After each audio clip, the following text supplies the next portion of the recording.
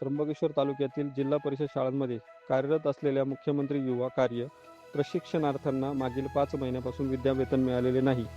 त्यामुळे संतप्त प्रशिक्षणार्थ्यांनी मुख्यमंत्री युवा कार्य प्रशिक्षणार्थी सहाय्यक संघटनेच्या माध्यमातून येत्या 12 फेब्रुवारी रोजी ठिय्या आंदोलनाचा इशारा दिला आहे। तालुक्यात एकूण 157 युवा प्रशिक्षणार्थी अशा एकूण 11 महिन्याच्या कालावधीत कार्यरत होते। मात्र पंचायत समिती शिक्षण विभागाकडून गेल्या 5 महिन्यापासून हजेरी अपलोड करण्यात आलेली नसल्याने त्यांचे विद्यावेतन रखडले आहे।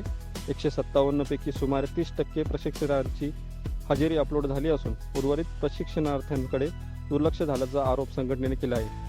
हजेरी अपलोड न झाल्यामुळे सर्व प्रशिक्षणार्थी आर्थिक अडचणी सापडल्या असून तात्काळ विद्यावेतन करा अशी मागणी करण्यात आली। मागण्या मान्य न झाल्यास आंदोलन तीव्र करण्याचा इशारा संघटनेने दिला आहे।